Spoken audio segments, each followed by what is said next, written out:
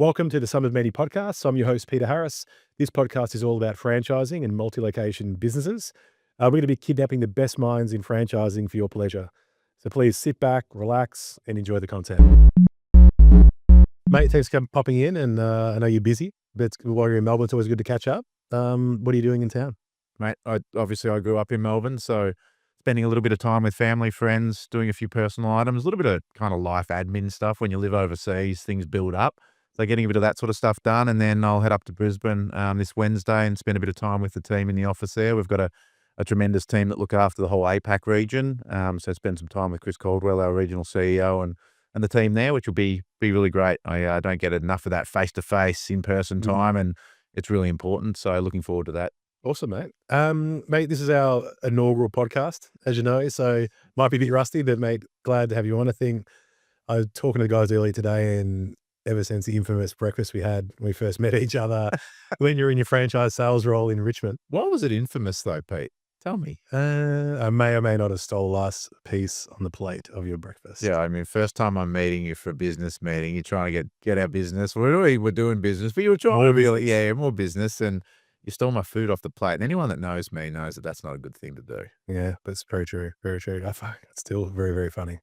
Mate, but one thing I do talk about is that meeting. I do talk about it a bit, but not just because of the meeting, but what we discussed in the meeting was you give me a bit of history about yourself, and you started really from the entry level, and all respect to the role of personal trainer, but you got in the door in the health and fitness, and you saw a lot of opportunity to get involved in the business side, where you're working and that sort of stuff. So today I just want to talk about, if you look at your career, and I will jump around a bit left and right, I think if you could just talk about those first early days of when you got involved in it, and decided to become a personal trainer. Obviously, you're a fit guy, so it's obviously a lifestyle choice for you, as well. But yeah, mate, go nuts.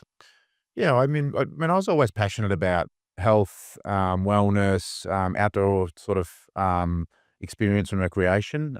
Like spending time outdoors, bushwalking, and rock climbing, and doing different things. So I was always pretty active, and then obviously played sport. And growing up here in Melbourne, it was AFL, and played a bit of golf and other bits and pieces. And so always pretty active. I guess, as I came through finishing off school, I wasn't really sure exactly what career path I wanted to go into. I always knew small business was a thing. My folks were restaurateurs, had multiple restaurants over the years, grew up and worked in them from a young age. Was fortunate that my first job was working in a very prestigious golf club here in Melbourne, and learned a lot doing that.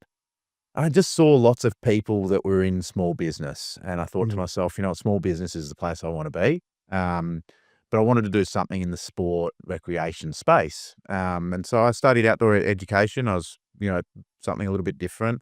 Then I went into sort of sports management. When I came out of that, or whilst I was doing that, actually, I was doing some personal training, and sort of came out of that, and it was pretty quick after that. I got a job working in a gym here in Melbourne, was as a personal training manager, enjoyed that a lot, but kind of saw that the next step to really, ultimately I wanted to own a gym. And that was the decision I made pretty early on. I would have been in my, probably late 20s at that. So, late 20, about to turn 21. So pretty young still. And sort of figured, well, if I want to own a gym, being a personal trainer is part of it. I understand the fitness side of it, but I really need to understand the business side of it, and probably the sales side of it. So the next piece I said, well, I need to get into sales. So I went into the sort of membership sales side of the business, and ultimately stepped through from there. So that was sort of the really early stages. Was fortunate that I got a club. I moved to London, got a club manager role with a Gold's Gym over there. Nice. Was given a great opportunity by a gentleman by the name of John Trahan, who is actually the founder of the Gym Group. Huge HVLP, low-cost provider in the UK, and done some tremendous stuff. And he's an accountant by trade, so I learned a lot of my financial acumen from him in my early 20s, and was fortunate, one of those people that went to London and actually saved money, which, I still did some travel and enjoyed myself, but when I came back to Australia, I had a little bit of money, I had about 20 grand in my pocket. Nice. And went to the bank, and Westpac gave me another 100, and I bought my first EFM Health Club franchise at 21. Awesome. So I think when we first started out, we started obviously us on the tech side of things, but building out tools for personal trainers or soft skills. They're really good in session, in the moment, coaching the client. They were poor at doing all that soft stuff, whether it's financial, marketing, that discipline outside of the session. They sort of lacked that. They're great at talking about that stuff. When you're looking at getting into the business, what were those things that may have scared you, or maybe some of the lessons you saw the previous owners or management do, but when you got into the business side, what were your expectations of getting into it? I think I remember distinctly when I, got involved with EFM, health clubs, I remember distinctly I was probably my 3rd year in, I won Franchisee of the Year. At the time, it was about Mm, 65 clubs, right? And, nice. it was a high-performing club. I mean, Frankston in Yep. Australia, in Victoria, it always got a bit of a bad rep being the end of the train line, but, I had my grandparents had successful business in Frankston. I was comfortable in Frankston. That's where I opened my first EFM health club, and I remember when I was talking to, other franchisees at the time about, what I was good at and what I wasn't so good at, and I actually look back and go, "I don't think I was actually that good of a personal trainer." Mm, But I was very good on the administrative side. I was very good at asking customers to buy a package. I was very mm, good at, the advertising marketing side of things and getting myself out there, and so I think from that perspective, I always looked at my first, EFM from a perspective of, well, I'm not really providing the services. All I'm doing is providing the structure of what EFM Health Club do in the workout. mm, If I follow that process that's already set for me, great. yeah, Then all I need to do is put all my attention into growing the business. So pretty much 90% of my attention went into marketing and sales and growing and selling memberships. mm, The other 10% was just into the training, and it was really just applying what EFM already coached us on and gave us. And so I always used to give that feedback to other franchisees that were very focused on the training side who, it's interesting. You've probably seen it in F45s and other things. I remember when F45 moved to the TV. Well, they always had the TVs, but then they moved to the trainers not being able to adjust the programming. mm, And there was this bit of an uproar with the trainers. And I always thought, I don't know why, because that's improving the franchise system. yeah, As a franchisee, yeah, or a trainer, you just apply great kind of interactions with your customers, focus on selling the membership, focus on a great experience. mm. Don't worry about creating the program. It's Yes, there, it's done. systems in franchising is obviously a thing, you're investing in an existing brand, existing systems, out of the box toolkit, for a better word. Mhm. How did you go in the early days of sticking with that, with EFM? Like, did you obviously using it in the right way, it's advantageous. Talk a bit about that and sticking to the systems of franchising. I mean, for me, it was super easy, right? Mm, I hadn't had a lot of experience in franchising, but what I kind of knew was I knew small business. I wanted to mm, be involved in small business. But I liked this idea that, and actually, funny enough, part of the reason why I ended up with AFM was I actually went to the bank. I went to several banks to try and get funding to go and do my own thing. And I was wow, going to create interesting. my own brand, own product, and I couldn't get the funding. And then when I came across EFM Health Clubs, they said they had funding with Westpac. They were an approved supplier. And so um, Westpac looked at it and just on the backing of EFM's performance, were like, well, we will lend anyway. Mm, So it was actually the fact that I was able to get some funding that mm, really I ended up with EFM Health Clubs. And so anyway, I enjoyed that, but for me, it wasn't that difficult to stick to the program. It worked. That's what they did. And the one thing that was interesting though is that they didn't have strong membership sales processes in place. And having spent time with, so my prior role to that, well, prior to, so I went from personal training, yeah. spent a bit of time with a group called Advanced Fitness Marketing. Ah, yeah. Familiar with them? The guys that were in Richmond years ago. Yeah, so CFM still do the same thing with Dave Wright Yeah. and those sort of guys. So a guy by the name of Clayton Sinclair that had That's right. Yeah, I remember them. Advanced Fitness Oh, Marketing. Yeah, they're right. only just up the road from here. Yeah, yeah, yeah. So I spent some time doing the hard sales process with them where, you'd Yep. book 50 appointments and, you know, half of them would show up on the day and you'd convert half of those. And Yeah. so it was tough work. And I did that for sort of 6 months here in Australia and over in New Zealand. I learned a lot about sales process Mm, and scripting and how to go through that process and close a deal and yeah. ask someone for the business. And so when I brought that experience into EFM Health Clubs, it was interesting that EFM didn't have a sales process. There was nothing in place. Mm, So it was interesting after that first Franchise of the Year award, they actually came and asked me to start consulting to nice. the team about the sales process. And so every month I'd basically set up the sales process, exactly how to pitch the offer that we were Mm, doing.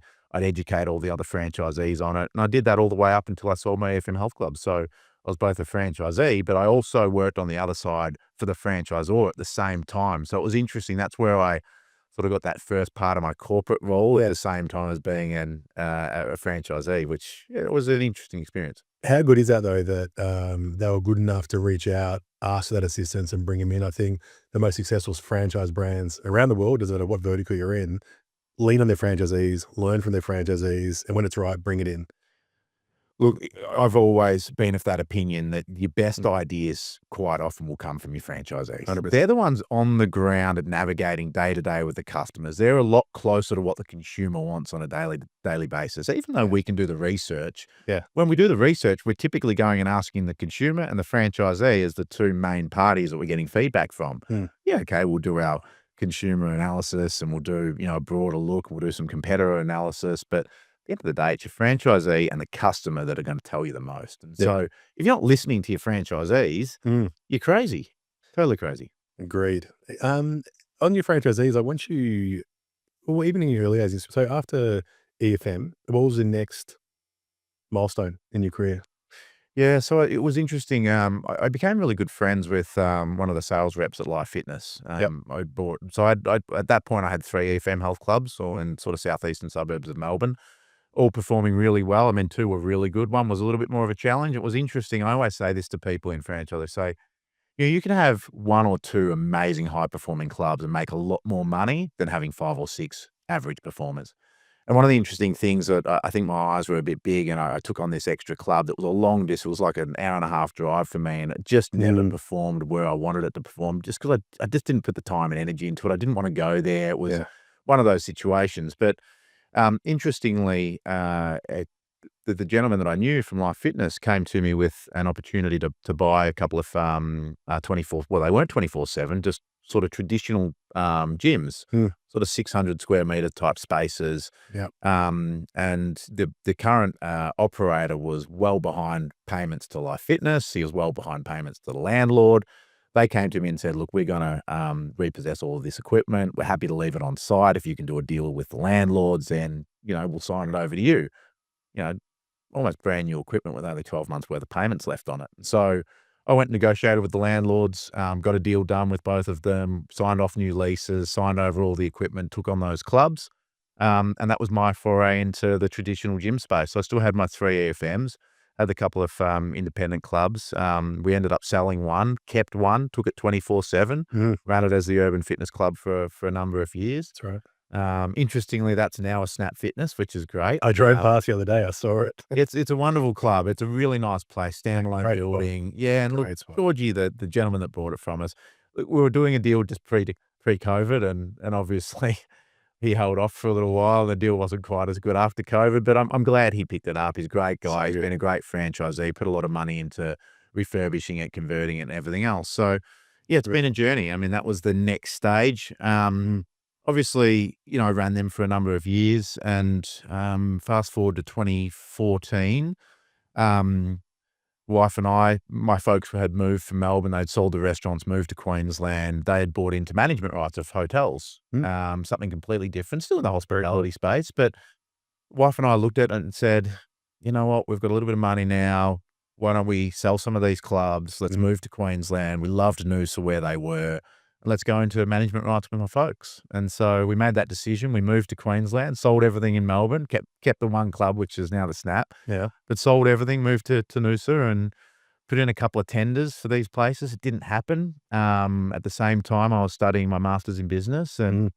got that finished. But it was interesting. I got a bit of a tap on the shoulder to come down and have a conversation about doing franchise sales with Snap Fitness. And that was my intro to Snap Fitness. I came down to have a conversation with the then CEO, Dan Newton, and he offered me the role for franchise sales. It was a really interesting piece. I was quite excited about it because I'd come out of being a business owner for so long, never really thought I'd go into a corporate world, but liked the idea of this big organization that had multiple brands, multiple items for me to sell. And so that's when I stepped in as the national franchise sales manager for just Australia and New Zealand at the time. So With your, different verticals, we look after a lot of different verticals. We have a lot of hotel, we work with Choice Hotels and, in a lot of parts of the world, and they got a massive amount of brands.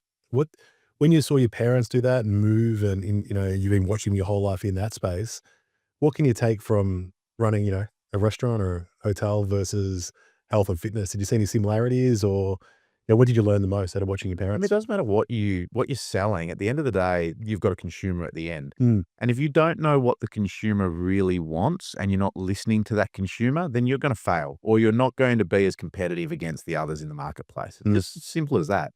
yeah, And so I think ensuring that you continue to have a strong touch point with your consumer, mm, is an absolute critical part of understanding where your brand is today, what your competitive, kind of differentiation is today, but also mm. where the industry's going and where the opportunity is gonna be in a couple of years' time, in 5 years' time, and thinking about it from a longer term approach. That's a hard that looking 5 years ahead. I mean, if you look back, pre and post COVID, I mean, were cold baths even a thing pre-COVID? Like, if you look at those trends and that are happening in the health and fitness space, what do you see as the most successful models in the space at the moment? I mean, but a cold bath's gonna be a thing in 5 years' time again, right? Yeah, There's always trends. I mean, it yeah, doesn't matter what industry it is, yeah, things come and go, doesn't matter what it is, and I guess the fitness industry is no different. I think at the end of the day, the one, solid for us is that the traditional gym space, so your strength, your cardiovascular equipment, to an extent, your functional training area, they're pretty stock standard. They're not mm, gonna change too much. You've still got to get in and lift weights. A bench press is gonna be a bench press today as it is yeah, in probably 20 years' time. So I don't think that's too much of a concern. It's probably that 5 to 10% where you need to innovate and think about what's next. And it's not even so much innovation. Sometimes it's just about that 10% you do go with the trends. Once you know it's on point and it's on trend and you're really hearing it from your consumers and you need that competitive advantage or to stay up with the competition, then you need to move in that space. So, for us, we're getting behind a couple of key things at the moment. There's probably been 3 major changes within our brand. 2 that we're pushing, pretty significantly, one mm, being our recovery spaces across the Snap Fitness mm, product. nice. Just a standardized look for Yep, a recovery space, not a huge amount of equipment or gear. It's just a small area within our clubs that's dedicated and required now for all our franchisees, whether they're a new club or going through their modernization process with us. cool. And then, Pilates, Reformer Pilates is a really big focus for it Mm, moving forward, and especially now with the virtual content within, yep, that space, mm, whether you wanna come in and do a recovery, workout for your core, or you're a golfer and you want a golf workout, the screens that go with the Reformer Pilates beds, we're mm, now able to put in, 1 or 2 beds in a nice area of the gym that doesn't get in too much, of the way of the gym generally. But they're nice. things that we can place, and Yep, whilst it's on trend, great. If in 5 years' time it's not, we can pull them out and put something else in. smart. But then same with our group fitness studios, we're obviously, some of the clubs we're doing now, we're putting 10, 12, 14 reformer beds into those spaces. It's on trend, it's really popular today. Is it going to be in 10 years' time? I'm not sure it will be, but it may be. And so, but we're in a good space where that's only 5 to 10% of our business. Yep, The rest is fairly set, and we see that long term. nice. You just sort of touching on earlier how you got into probably breathed a bit too much into that. The going into franchise sales. Obviously, I love sales. It's my favorite thing, and one of favorite things. When for me, I guess franchise sales is the most difficult part of sales in franchising. Most pressure to hit the targets, to open new locations, but to do it and also bring on the right franchisees. What do you look for when you're choosing a franchisee? They've submitted the inquiry, gone through your system, and you're meeting them for the first time or chatting. What are those sort of, I guess, red flags? And what are the good things that you look for in a successful that you know will be a successful franchisee? Yeah, I don't think it's too different for any franchisor out there. At the end of the day, you want someone, first and foremost, that obviously financially in a good position. They have some level of business acumen, but not too much, because we Mm, want them to be coachable. We want them to buy into our process and our program and the product. We don't want someone who's too entrepreneurial, who has all these different ideas. mm, We want them to bring ideas to the table for sure. As I yep, said earlier, that's where a lot of our opportunity to grow and ideas come from our mm, franchisee base. But we want someone that is going to be dedicated to our brand and product. I think the other piece is, sometimes for us, we don't actually necessarily want franchisees to have 20 plus clubs, right? mm, For us, what works extremely well is for a franchisee to have probably between 3 or 5 very high performing locations. yeah, within a geography that's not too far for them to go. So you can actually visit physically. They can visit physically. Now, Yeah. you don't have to be there every day. Yeah. You can have another job elsewhere if you really need it or want it, Hmm. but ultimately, we want a franchisee that this is their thing. They've got 3 to 5 high-performing locations, and if they're making good money out of each of these locations, I mean, that's a great place to be. Um, and so that's really what we look for, someone that's got Mm. the financial capacity, the mental capacity, Mm. that probably wants to have a good holding, but not a ridiculous number of clubs. If you look at what's going on at the moment in the economy, you're looking at gym memberships and they're going up. People are investing, getting away from maybe the entertainment, like drinking and all that sort of stuff, and reinvesting into more health and wellness aspects of their life and making sure they're getting a membership, making sure that they're recovering the right way through in sport, all that sort of stuff. What can you talk to, for someone, might be considering, investing into, say, a Snap Fitness gym? What would they get excited about and what can they expect? I look at it, I mean, at the end of the day, you've got to look at both macro and micro trends, right? Yeah. So let's look at the macro trend. The macro trend, the wellness space is worth $6.5 trillion globally. It's growing at like 10% year on year, well ahead of any GDP, right? And what's driving that? Well, part of it's the consumer at the end of the day. There's a cultural difference between today's consumer versus 20 years ago. Yeah. And that drinking culture has really gone out the window, Yep. driven by some of the other macro kind of trends of just inflation, the cost of going to the pub for a drink or Mm. whatever else it is, right? And so some of those things are being driven. I then look at what are some of the micro trends, and I think in our industry, that cultural difference of what's driving that is really important to understand. Mm. And just the current generation are much more focused on that. Yeah. They don't want to be going to the pub and drinking as much. I mean, there's still a bit of that, but it's important to them Mate, to be I heard healthy and fit. And another CEO, they had said that we used to get home at 6 a.m. from the nightclubs and stumbling home looking for a cab or whatever it was before way before Ubers, and then their daughter happened to be running in a run club at 6 a.m. yeah, So when you look 20 years apart, getting home from a club, run club, it's pretty crazy. yeah, Happened. yeah, and a lot of people are using that for meeting people, Yeah. whether it be their life partner or whether it be just a friend. Mm. I mean, it's a great way to meet people that are of the same sort of mindset. And so all that going on, you're looking at a booming business. So people thinking about wanting to get into a business like Snap. Yeah, and then I look at, well, what about the product that you're investing in, right? So Mm. the macro and the micro trends say that the health and wellness space is going to continue to boom for many years. Okay, Yep. tick. That's a massive tick because you Yep. want to make sure that that's going to be a key one. You don't want governments, switching gears. Look at electric cars at the moment, right? Mm. I mean, massive push a few years ago, Yep. and it's almost completely done a 180 now. Yeah. And potentially, it's not even gonna be the right space moving forward. And so I look at it and go, "Well, could anything change in our space?" Well, no. You look at the cost for any government globally and just diabetes, for example. Yeah. That's only one of so many different ailments that come from being unhealthy and overweight, right? Yep. And so I look at that as being number one key point. It's absolutely going to continue to trend for many years Mhm. and driven by governments really want to make sure that they're within their budgets. Health Mm. and wellness is in a good space.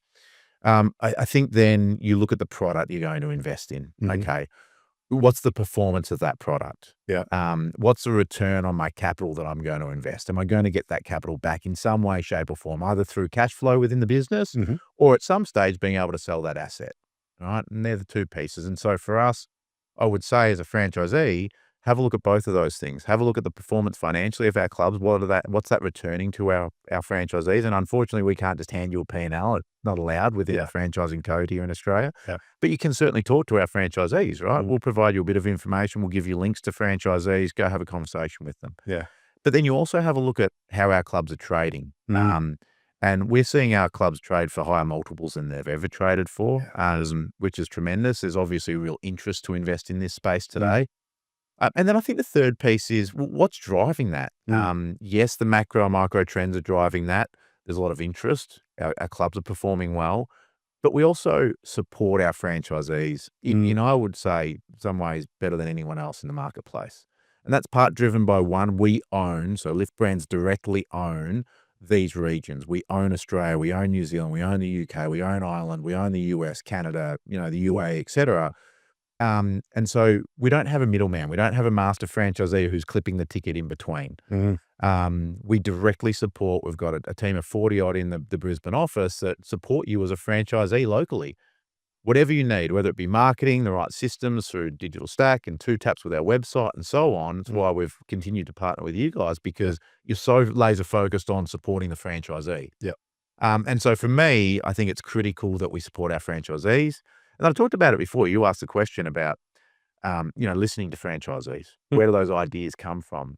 For us, we have a tremendous franchise advisory council in each of Mhm. the regions, made up of key franchisees that are voted in by their peers. Mm. It's not even that we put together. So, you're represented really well by those franchisees. They come and agitate and advocate for a whole range of things on behalf of the franchisees, and Mm. those ideas flow through. And then that flows through into our global franchise advisory council. So we Nice. have a wonderful structure of, I guess, performance, support for our franchisees, and really listening and making sure that our franchisees have a voice. And like when someone has a buy-in to Mm. what they're doing, they tend to work harder and be more involved, have more ownership over it, and that's really critical for us and the type of franchisee we have. Love it. Yeah, I think the support thing is interesting. I think we always see franchisees grow through, you hit those, 10 locations, 50, 100. If you're lucky enough, 150, 200. Um, you were responsible and part of the group that was growing Snap here in Australia. Like, did you feel any additional pressure at any certain size? Was there any, like, a tipping point in terms of as you grew the franchise through your franchise sales, you contributed to it, and then ultimately running it? Is there a magic number that you need, as a franchise brand, you to be aware of that things can start unraveling a little bit?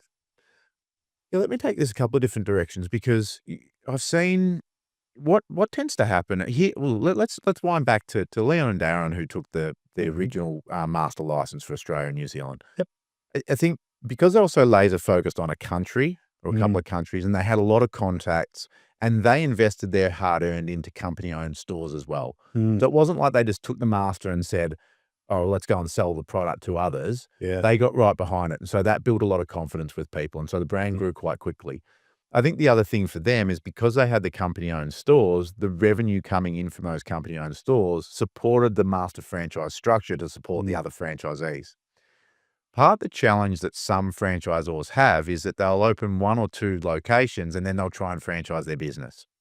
And a lot of people think that franchising, you can make a bucket load of money, right? But the reality is you're probably underwater until you get to at least 20 odd locations. Then you might start making a little bit of money. But the reality is most franchisors aren't making really good money until probably 50, 60 locations. And to get to 50 or 60 locations, I mean, we're talking, I don't know what the percentage is of franchisors that get to that number, but Mate, it's very low. has to be. And so you think about that. If you don't have the company owned stores in themselves, Mm. then going into franchising is probably just hold off a little bit. Yep. The other mistake that I tend to see a lot is franchisors will get really excited. They'll get to 50, 60, maybe even 100 locations here in Australia, and then they'll go, let's go international. Mm. And okay, you've just started making money in Australia. You're now going to try and go international, which is going to need a huge amount of money, Yep. time, resource, distraction, everything else.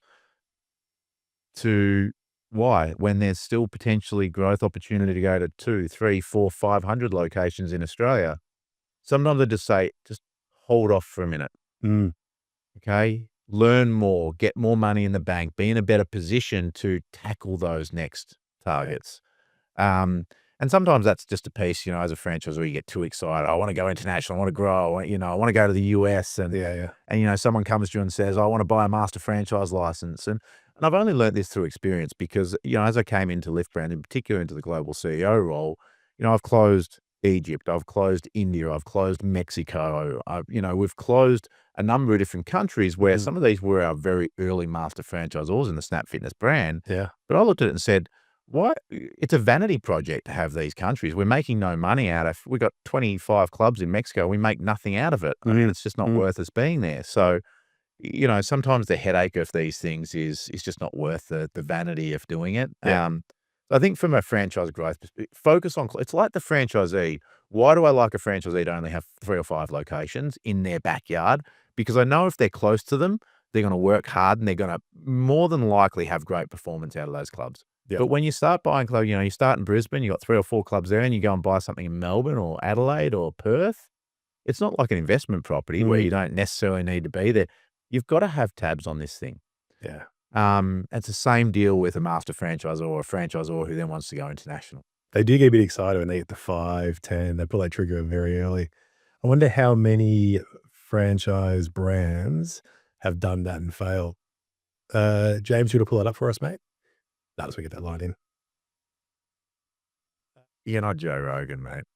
No, who knows, mate? Who knows? Who knows?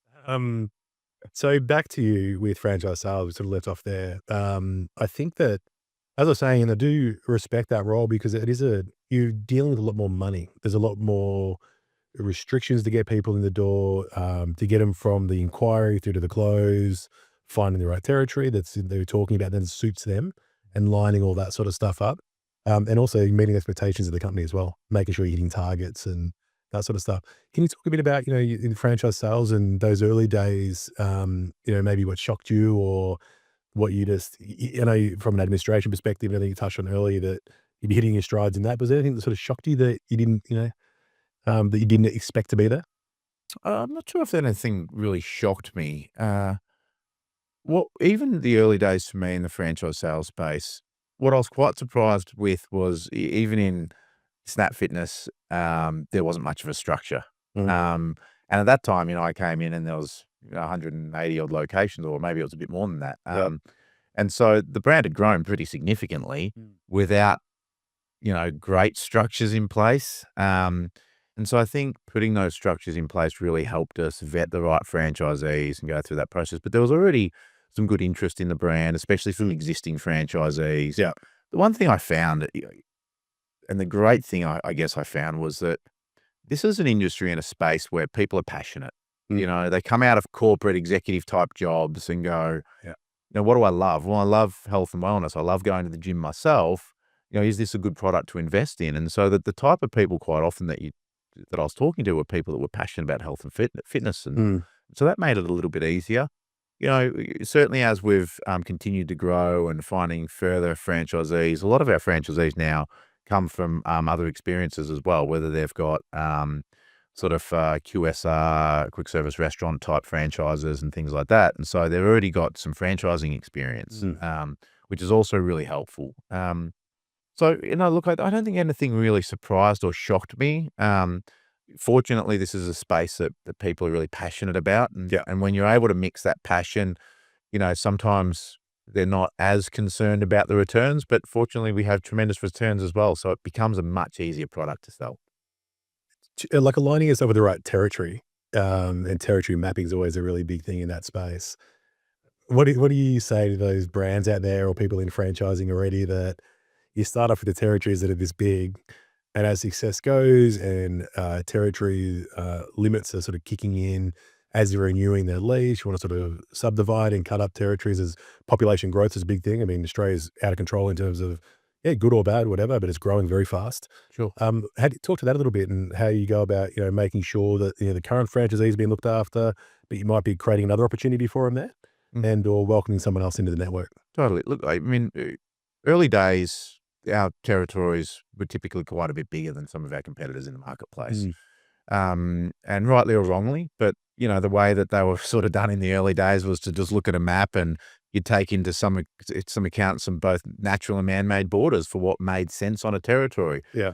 These days we've got some pretty significant mapping software that tells us the demographics, the density, what are the type of people, where are they going to, what are the anchor tenants, where are the competitors, where are the the supermarkets, all those sort of bits and pieces. So it's really helpful for us to pinpoint what does a territory look like. Yeah. And sometimes the territory will be designed around a property that someone's already secured, and sometimes it's just a territory and the franchisee has to go out there and find the property supported by us. We obviously support that process pretty significantly.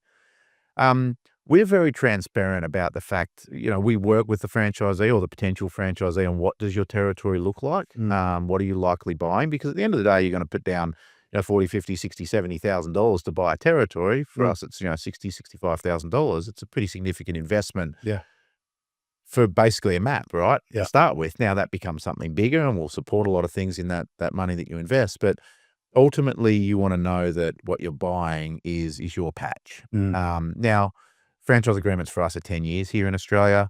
In 10 years, a lot can happen from a growth perspective. And, you know, we see some developments going to some areas, you know, for example, in the southeast of Sydney, for example, with some of our territories there were really large. And the population growth in those areas over the last probably 10 to 15 years, even 20 years since some of these first clubs opened, Mm. um, is just completely different. And so we're very transparent with our franchisees to say, look, we you've got a territory. At the 10-year renewal point, we absolutely have the opportunity to adjust that. Yep. But the first person we're going to have a conversation with is you as a franchisee.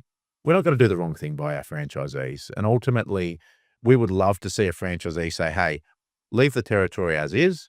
I'm going to find another club within that territory. Or, hey, let's adjust the territory a little bit so that, you know, I can have that club in this territory. We'll create a new territory. I'll take that.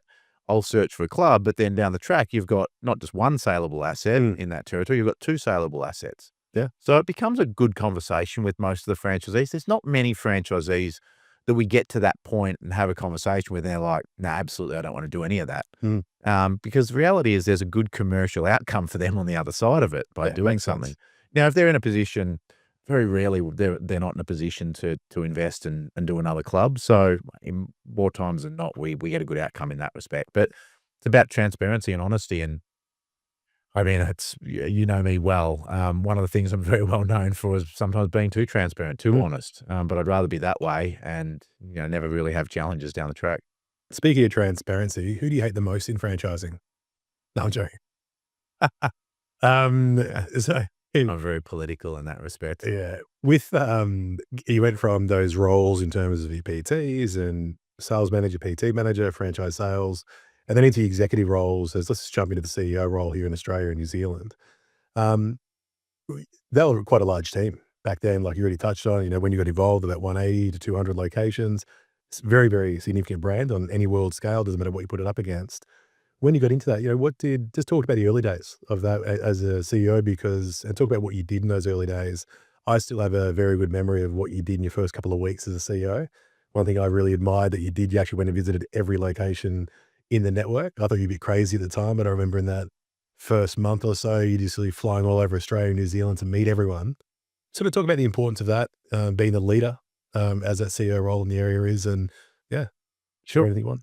Well, I mean, obviously, I wasn't in the franchise sales role long, right? No, very quick. I think it was maybe 7, 8, 9 months, Yeah. something like that. And part driven by an exit within the business. But Mm. you know, I always say there's two things that get you an opportunity. One, perform, Yep. deliver a killer result, Yep. and obviously, I was doing well in that franchise sales space. And two, let people know what you want. Yeah. Um, and so I think when I saw that opportunity, I had the conversations directly. I said, "Hey, I'm performing. That's not a question. Yeah. Number 2, give me the opportunity. I know what needs to happen here to keep this thing growing and growing quickly." And a big part of that is having people that feel connected, Mm. having a relationship with those people. Now, sometimes that puts pressure on you by having a bit more of a personal relationship with that franchisee, but it also allows you to put more pressure on them Mm. to be able to have a very frank, honest, direct conversation with them because you've got a relationship with them. Yep. If you don't have a relationship with them, it's very difficult to do that. Mm. And so for me, one of the first things I did, whether it be the APAC role here, the Australia CEO role, or when I stepped into the global CEO Mm. role, the first thing I did was get out into the field and spend time with the franchisees. Mm. And I think if you're stepping into a role to run a franchise business and you're not out there understanding who your number one customer is, being your franchisee, Yep. your number two customer, yeah, okay, you could say your number one customer is the ultimate end consumer, and it is to a degree, but for us, it's both the end consumer and the franchisee. They're both our customers. Yeah. But if we really look after our franchisee and get that right, Mm. then they'll look after the consumer. Yep. And so our viewpoint is to some extent, our first customer is our franchisee. And so getting to know them was super important. It just was a natural thought process to me that Mm. step one was going to be, let me get out there and spend the time. And so I did the road shows. I spent a lot of time just having conversation with franchisees, trying to understand what's working, what's not working, where do we need to support more. And one of the critical things that I learnt was we were really deficient in a controlled strategy around marketing. Mm. What was our go-to-market strategy? And so that's where you and I started to have some pretty significant conversations around how do we structure and standardize our marketing, Yep. bring people together more so we're speaking the same language, Yep. putting the same offer into the marketplace, Yep. and accelerating and driving that well. Um, and how do we support our franchisees more from a sales perspective? Mm. And so again, all of that background in sales came into this space, and so I spent a lot of time with our franchise support structure in just educating and coaching a sales process, Mm. marketing and sales. Let's drive more members into our clubs because sales solves all problems. That's And it. so it's always the viewpoint that when our franchisees are making more money, I have less headaches. Full stop. So that was the key focus is build a relationship and get more business in their door. Love it. So we've gone through your early days, you've gone through into the franchise sales, you've spoken a lot about systems. Um, I guess one thing we're very passionate about, everything we do is running a brand consistency and making sure that you're talking about making sure all the teams are heading in the right direction.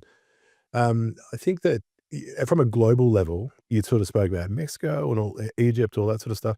What are some of the biggest cultural differences that you're seeing when you're in that global CEO role about getting people to head in the right direction, whether it be in the US or Australia? Is there any fundamental differences when you're dealing with different populations? From the end consumer perspective, Franchisee perspective first. Yep. franchisee perspective first. Ultimately, look, there's not that big of a difference whether it be franchisee or end consumer, to be honest. Yep. Human beings are human beings, no Mm. matter where you go in the world. Yeah.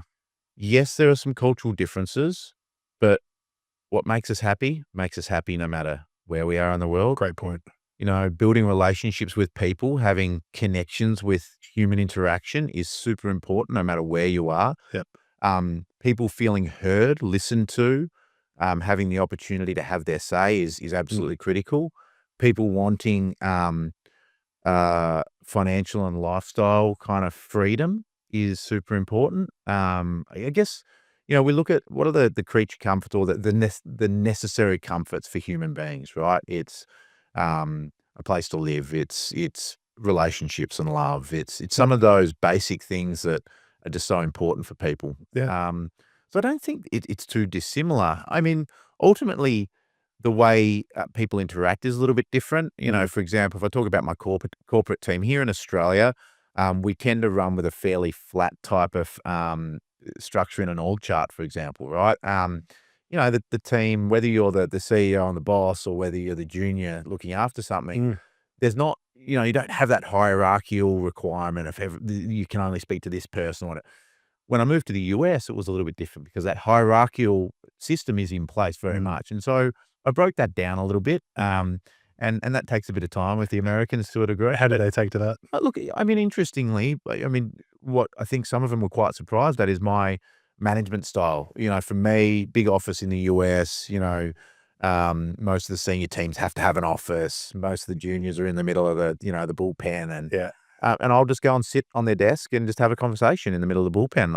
I'll set up my office in the middle of the bullpen and have a conversation with them and just make my calls and just be a part of it. And so I think that was a bit of a shock to the system. I think, it was interesting, and I shouldn't say this, but the original founder of Snap Fitness had a huge corner office with this massive, big bespoke kind of mahogany desk. And I was only a couple of weeks in, and we took a sledgehammer to that desk, and we pulled the desk out, and it went, and we turned that corner office into a nice lounge for the team. And I moved into a little space, and I'm sure he or she would have been happy with that. yeah.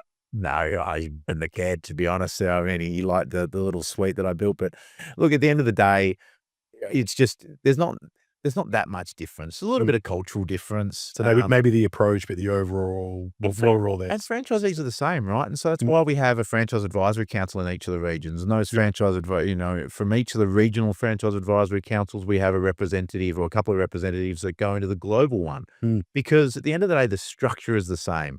We don't need to tweak it too much. We felt the exact same from a consumer perspective. We did some huge market research coming out of COVID in 2020, Mm. which really informed the repositioning of the Snap Fitness brand. I mean, for Yep. anyone that knows us, you would have seen our old logo, look and feel, the fast, affordable, convenient tagline, which is now for the feeling. Yeah. That was all informed by a huge amount of research. And what we learned through that research process was the consumer's almost identical no matter where you are in the world. Mm. Almost identical. And even the Japanese, who are quite you would look at and go, quite different culturally Yeah. to Australians, but ultimately, what we want is exactly the same as one another. Yeah. So, we don't actually tweak things too much by region. I always used to laugh when a franchisee said to me, "Oh, but my suburb's different to the suburb down the road." No, it's not. It's exactly the same. The people there are exactly the same in the other suburb. Yeah. Okay, your suburb may not have as much money, or this one may have more, or whatever, but ultimately, the consumer is exactly the same. It's just Slight a matter of what they can spend. tweaks in communication, the way you talk to them might be a little bit different, but yeah, the need, and I agree, the human interaction's the same. When you look ahead, I heard a good analogy the other day saying, you look 5 years, plan for 1. I mean, just be aware of what's coming out. You representing a global brand, how do you then, sort of set the team up for success in terms of planning out, and how do you prepare yourself for that 5-year mark and make sure the team's running now and hitting all the targets in the current year? It's good. I had a question on. We do a global town hall with all of our employees every quarter, and one of the questions that an employee wanted answered was, what does the long term strategy for Snap Fitness and Lift Brands look like? Um, and it was interesting. I hate to give like what does the 5-year plan look like, Mm. because I don't know if anyone's ever hit a 5-year plan, right? I heard someone say it the other day in the only group I'd only ever seen it. I think it was on one of the big podcasts, and it was talking about it, was the only one that ever hit a 5-year plan was Google. Google, yeah, well, Only one I've ever seen. Well, look, I certainly look at sort of 2 years ahead, Yeah. with a view that are we doing the right thing that's gonna sustain in 5 or even 10 years' time, Mm. all right? And I think that just takes a bit more macro kinda look forward, Yeah. bigger picture stuff. But to get really kinda in the weeds, nitty-gritty, we really spend a lot of time focusing on what does the next 18 months look like? Yeah. Because to look any further afield than that's very difficult, Mm. even with our ownership in private equity. I mean, typically they're working on sort of 5 to 7-year horizons. Yeah. So we have to have a plan for that period of time. We certainly have a plan behind the scenes. I mean, we've done our modeling out to sort of 2030, 2031 at the moment. And so we have an idea of, okay, if we hit target, that's where we are. Yep. Interestingly, the strategic initiatives to get there are not that different to what they are today. Mm. It's a lot of for us, it's a lot of just continually improving, continually improving. It's just revisiting our CRM and making sure that's as good as it can be. It's revisiting our education structures, our support structures. It's ensuring that our revitalization, modernization program is being adhered to, and franchisees are continuing to reinvest in their product and their Yeah. clubs, because that was some of the challenge we've had in the past where in particular in the US business, where our franchisees hadn't done that. So then you're starting a ways behind, but if you keep that up the whole way through, then your product always stays relevant. Franchisees don't have to put a huge amount of investment in, every 5 to 10 years. So it's a great place to be. I like that, continual improvements, regular improvements. I think that's Just little it's a really good point. Just little things. Yeah, yeah, Doesn't yeah. have to be massive. So a lot of it's just, yeah, small tweaks. So even like AI, for example. I mean, Mm. I know you'll probably ask a question around AI, but for us, we're starting to embrace it, but we're not Yeah. diving in with everything, right? Yeah. Smart. Let's just take our time. Let's just bit by bit look at this. We'll test a few things. We've Yeah. piloted a few things. Some Yeah. stuff has worked well. Some stuff has not worked well. Mm. So it's just, yeah, bit by bit. On that AI, but before we get to the AI, I wanted you touch on the ownership structure there of franchise equity groups and expectations around that. We had a chat with James about 5 years ago that, or maybe even 10 years ago, saying just look out and said all the big brands in the health and fitness space will be owned by a few big equity firms that will bring in a lot of brands. In that model, what makes it unique when you have an equity firm from an ownership point of view? Like, what are those additional things that you have when they're in place versus when they're not? Mm. It's interesting. Will there be significant consolidation in our space? I'm still not sure. Mm. Part driven by the fact that it's hard to manage multiple different brands, Mm. and we've seen that with Fitness and Lifestyle Group here. Yeah. Where they've divested of a number of their products. Yeah. That said, Viva Leisure continue to buy and acquire, and I think they're up to 11, 12, or 13 different brands. And hats off to Harry and the team there for that, because Mm. that's not an easy task to bring that together and make it all work. Mm. Balancing enough attention, especially if you've got shared services, maybe your marketing team is across all those brands. If you've got them individual, different. But Yeah. so it's interesting. Consolidation is one of those questions that I think remains to be seen. Mhm. And there have been some exponential, obviously, over in the States have done it well. And, well, have they done it well? I don't know. We won't dive into that, but I think they've done it well. They've had their pretty rocky challenges here and there. Yeah. But look, it's interesting. What was the second part of that question? Does it the difference is, say, you've got an equity group above you Yep. or without one? Or without one. Yeah. Well, I mean, if you don't have one, you're probably still, original owners, right? Mm. And are those original owners, how connected and involved in the business are they? Yeah. For us, I think one of the benefits has been that we're predominantly private equity owned. And that has given me a lot of autonomy to run the business without too much oversight, zero oversight from the original founder, who's now only a minority share anyway. Yep. But very little oversight from the ownership group out of the private equity. And that's been driven by, I mean, one, performance, one, a really strong plan. They've bought into the plan. I've delivered the plan year on year on year. Obviously financial performance is the critical part of that. Yep. All they want to know is the bottom line, achieving or overachieving what you said it was going to do, and it has every year. So I Mm. think that takes a huge amount of the pressure off. Now, if we weren't, I think it'd be a different story. They'd be breathing down my neck, and it'd be a very different situation. And I'm not sure how excited I'd be about that. So it just Performance depends. is everything. Yeah, look, at the end of the day, performance is everything. Yeah. And if you're not performing, it's just, You don't have a company. well, there's not an opportunity, right? So Makes sense. Um, you sort of did touch on AI. I was gonna bring it up in terms of even for us in the tech space, we see, having a lot of team members, a lot of, when there's big marketing pushes, it almost provokes a bit of a fear, within the population about uncertainty. Yeah, I'm gonna lose my job, I'm gonna keep it. That's why I think the health and fitness space is a pretty safe space in terms of having a brick and mortar location and be within those four walls. But I guess, you've been to a lot of you've presented a lot of events, you meet a lot of global leaders in the health and fitness space. What's the general feel about AI? I know people sort of run out of the blocks, and we know it doesn't work half the time because it's not truly tested. But what are your personal views, and what are you hearing just from a global health and fitness perspective?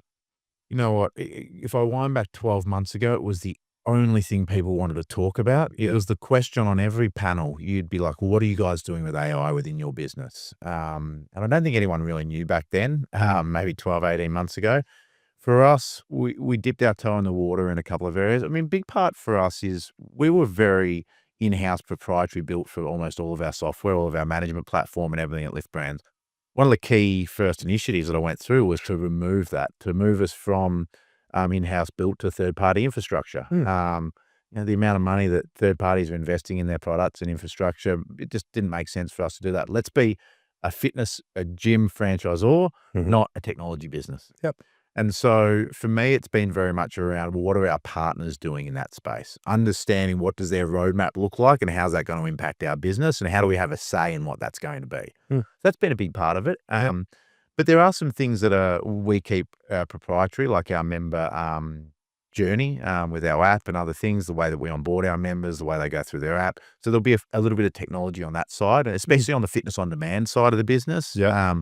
Which actually supports our Snap Fitness onboarding and our product there. So they do all the white labeled app solution for us and so on. And how are we embracing AI in those spaces? I mean, Mm. fitness and food prescription is a really interesting one. Mm. Program prescription,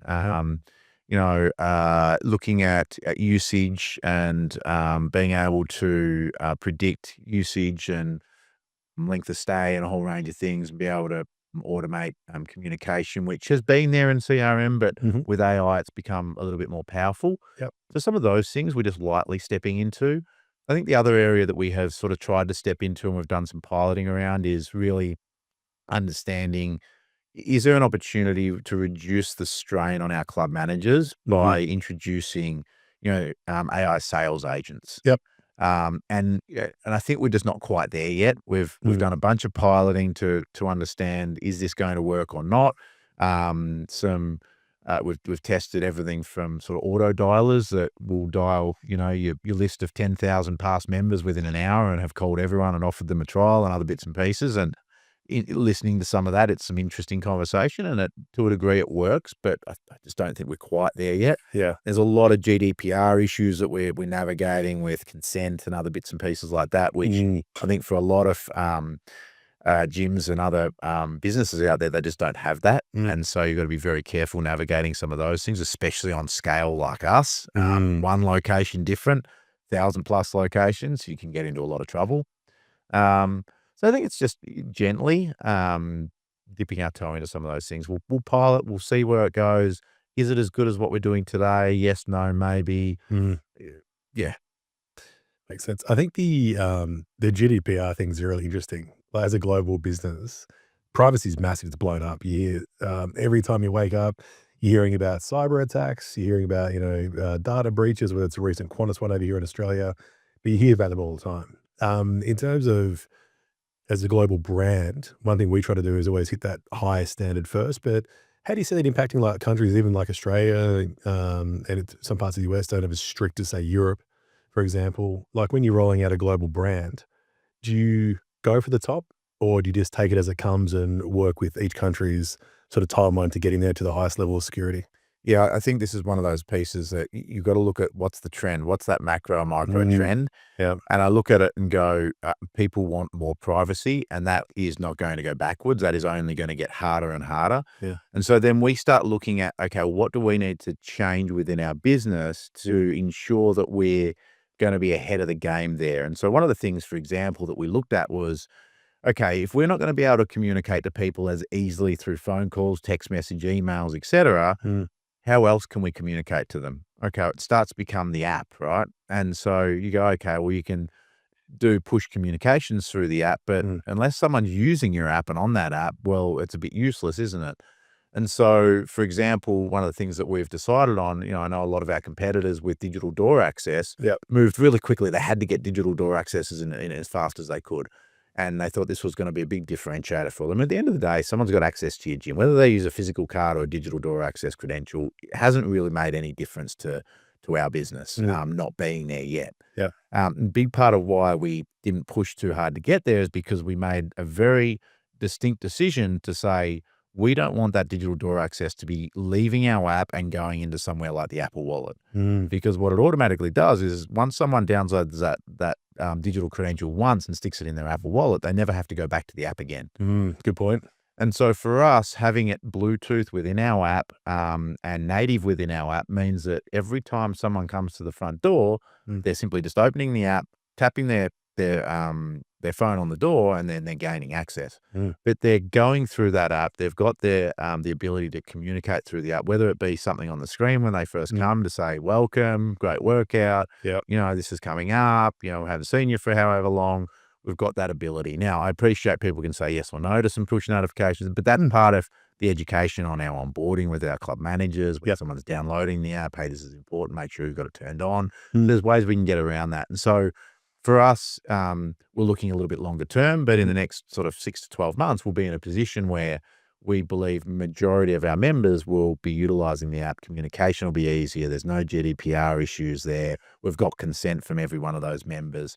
Look, we'll still do mm, the other forms of communication where we can, but mm. it's going to become more and more and more difficult. And if you don't have the right consent elements in place, I mean, the fines can be business breaking, Mate, they're huge. absolutely business We breaking. saw with that click to cancel over in, Equinox getting sued 600 grand Yeah, recently for that's just the tip of the iceberg. that's just 600 starting, grand is mate, nothing that is just in starting. comparison to what you can get, especially big organizations like us. Yeah, obviously covering, a few serious topics then, but I think all really, really important. We're dealing obviously AI, tech, security, privacy, et cetera. Some fun stuff, mate. I know about your hobbies and, I know a lot about you outside of work. All good things. But one of your hobbies that fascinates me a lot, and I wouldn't say I was surprised. Someone for me, to be honest, mate, probably physically being a big dude and stuff like that, getting to feel, you absolutely love Japanese cars. And with all the skylines and everything else, I'm more of a muscle car type guy or yeah, so mate, talk to me about that. You love cars and automobiles in general because I know you didn't want me to say anything, but I do know you can fly helicopters and a range of other things, but things with engines, what sort of how long have you fell in love with cars and to where you are now when you bought a Formula One car? Literally. You know what's funny, actually? I was That's never. fucking nuts. I, Who buys an F1 car? That's you, Patrick Bet David, and they're the only two I know. Well, you know what's funny? I was actually never really into cars. You know, when you it was we both grew up in Australia, so it was Holden and Ford, right? And all your mates would either be, "Am I a Holden guy or am I a Yeah. Ford guy?" And I was a neither. You know, I actually liked Skylines. I'm like, "You know what? I like Japanese stuff looks cooler than our Fords and Holdens. They're not really my thing, right?" Yeah. But cars weren't really my thing at all. Mm. And even to the extent where I remember, you know, my first car was a Subaru Forester, an old thing. It was just really a purpose buy more than anything else because I was doing lots of outdoor ed stuff, Yeah, yeah. going out bush and things like that. And then the second car I bought was a little Holden Astra, and I signed wrote it. That was when I bought my FM Health Club, and I just covered it in signs for FM advertising. And so I didn't really think much. And it wasn't until I started making quite a bit of money in that first club, and I went and bought a little twin turbo BMW.